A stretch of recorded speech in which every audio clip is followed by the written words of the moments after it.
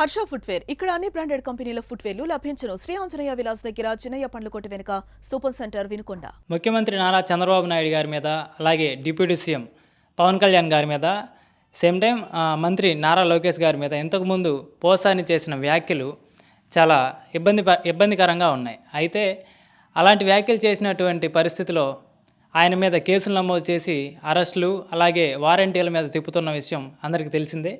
ఈ విషయం గురించి, అలాగే నోరు ఎలా అదుపులో పెట్టుకోవాలి, ఎలా ఉపయోగించుకోవాలి అనే విషయం మీద పల్నాడు ప్రజల యొక్క రియాక్షన్ ఏంటో మనం తెలుసుకునే ప్రయత్నం చేద్దాం. పోసాని అంటే ఒకటండి, చేసుకున్నవాడికి చేసుకున్నంత నోరు ఉంది కదా అని, ఒక పోసాని కాదంటే ఒక సుబ్బారావు గారు పుల్లారావు కాదు, నోరు ఉంది కదా అని ఎగబెడితే ఎప్పటికైనా ఇబ్బందులు వస్తాయి. వీళ్ళు ఏమంటారంటే చట్టం తన పని తాను చేసుకుపోతుంది అంటారు. అంతకుముందు వాళ్ళు ఏమన్నారు, వాళ్ళ పని వాళ్ళు చేసుకుపోతుందంటున్నారు.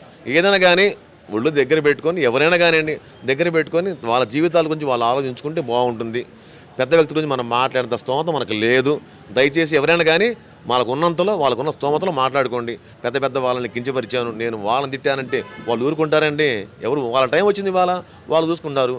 అందుకనే నోరు అదుపులో పెట్టుకోండి. ఎవరైనా కానీ, ఒక ఆయన కాదు, ఈయన కాదు, ఎవరైనా కానీ మాట్లాడే మాటలు ఆచితూచి మాట్లాడుకోండి. ఇవాళ ఏదో ఆయన ఏదో మాట అన్నారు, మరి ఇవాళ వాళ్ళకి నా తోట దొరికాడు, వాళ్ళు వదిలిపెట్టకండి, ఇబ్బంది పెడతారు కదా. మరి లోకడ గతంలో ఇన్ని మాటలు అన్నారండి పవన్ కళ్యాణ్ గారిని, ఫ్యామిలీని బయటికి లాగాడు. తప్పు కదండి అది. పవన్ కళ్యాణ్ ఫ్యామిలీని, పవన్ కళ్యాణ్ పిల్లల్ని వాళ్ళు ఏం చేశారు? మీకు అతను ఏమంటే వ్యక్తిగతం మీరు మాట్లాడుకోండి, రాజకీయంగా మాట్లాడుకోండి. ఫ్యామిలీని మాత్రం దయచేసి తీసుకురావద్దండి. ఏమంటే రాజకీయంగా మీరు మాట్లాడుకోండి. నోరు మంచిదైతే ఊరు మంచిదైతే, నోరు అదుపులో పెట్టుకుంటే ఏదైనా చాలా బాగుంటుంది. ఇప్పుడు అనవసరంగా పవన్ కళ్యాణ్ గారు, డిప్యూటీ సీఎం పవన్ కళ్యాణ్ గారిని అంటుంది దేనికి, ఊరూరు తిరిగి తనులు తింటుంది దేనికి? చక్కగా నోరు మంచిగా మాట్లాడితే అంతా కూడా అదుపులో ఉంటే అంతా కూడా చక్కగా ఉంటుంది. ఇది ఎవరు చేసుకున్న కర్మ వాళ్ళు అనుభవించాలా, తప్పదు. కక్ష సాధింపు ఏముందండి, అది జరుగుతున్నదేగా, అన్నదేగా, సాక్ష్యాలు ఉన్నాయిగా. కక్ష సాధింపు చర్య కాదు అది. అది చట్టం తన పని తను చేసుకుంటూ వెళ్ళిపోద్ది అంతే. ఎవరి ప్రయత్నం వాళ్ళు, ఎవరి హయాంలో వాళ్ళు జరుగుతూనే ఉంటారు. రెడ్ బుక్ అంటున్నారు కదా, దాంట్లో భాగం అంటారు. రెడ్ బుక్ అనేది అందులో భాగం కావచ్చు, కాకపోవచ్చు. కానీ పవన్ కళ్యాణ్ గారిని తిట్టడం అనేది మనం చూసాంగా, గతంలో కూడా చూసాంగా. అది ఫ్యామిలీని పిల్లల్ని మరి అందరినీ కూడా నోటికి ఎట్లా వస్తే అట్లా మాట్లాడి, అధికారం మాదుందని చెప్పి మాట్లాడితే ఈ రకంగానే ఉంటుంది. వీళ్ళైనా వాళ్ళైనా ఎవరైనా కానీ నోరు అదుపు పెట్టుకొని ఎంతవరకు మాట్లాడాలో, రాజకీయాలు రాజకీయాలు ప్రజలకి క్షేమంగా, సంక్షేమాల గురించి వచ్చేటట్టు ఉండాలి. కానీ ఈ రకంగా కుటుంబాలు, వ్యక్తిగత విమర్శలు కరెక్ట్ కాదనేది నా అభిప్రాయం. పోసాని మురళీకృష్ణ అరెస్ట్ ఏమిటండి?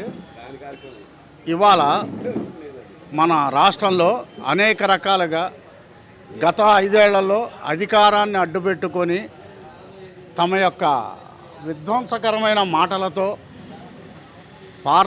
అన్పార్లమెంటరీ వర్డ్స్ తోటి కుటుంబాలను అందరినీ కూడాను వ్యతిరేకిస్తూ ఎంతో హీనమైన భాషను వాడతా ప్రతి ఒక్క వ్యక్తిని అవమానపరిచిన వ్యక్తులు, అధికారాన్ని అడ్డం పెట్టుకున్న వ్యక్తులు ఈ రోజున పూర్తి సాక్ష్యాలతోటి నిరూపించబడి, ఆ సాక్ష్యాలని వాళ్ళు కోర్టుల ద్వారా వాళ్ళు చేసిన ప్రసంగాలని సాక్ష్యాలుగా చూపిస్తూ కేసులు పెడుతున్నారే తప్ప వీళ్ళ మీద అన్యాయంగా ఎటువంటి కేసు పెట్టల ఏ ప్రభుత్వం అయినా సరే.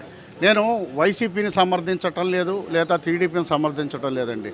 తప్పుగా మాట్లాడిన వాళ్ళు ఎవరైనా సరే వ్యక్తిగతమైన దూషణలకు దూరడం అనేది చాలా తప్పు.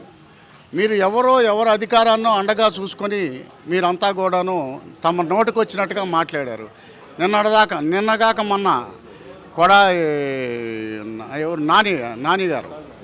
నాని గారు మరి అంతకుముందు అధికారంలో ఉన్నప్పుడు జగన్ గారికి నేనే ఇదే అని చెప్పను అనుకున్నాడు. చివరికి నిన్న జగన్ గారు ఇంటర్వ్యూ దొరకక 2 గంటల సేపు ఆయన ఇంటి బయట కూర్చున్నాడు. వాళ్ళ యొక్క పరిస్థితులు ఏంటనేది దీన్ని బట్టి అర్థం చేసుకోండి. వాళ్ళ అధికారాలని చూపించుకొని మిమ్మల్ని పావుల్లా వాడుకున్నారు.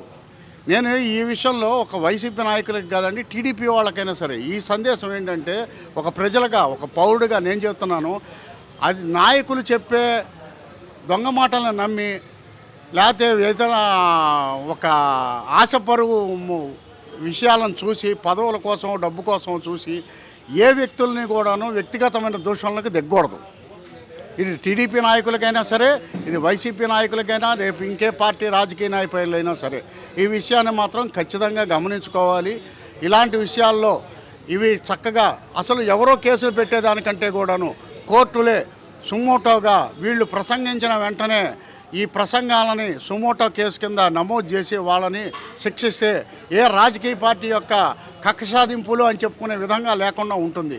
కోర్టుకి అధికారం ఉంది కదా, సుమోటో కేసులు చేసే అధికారం ఉంది కోర్టులకు కూడాను.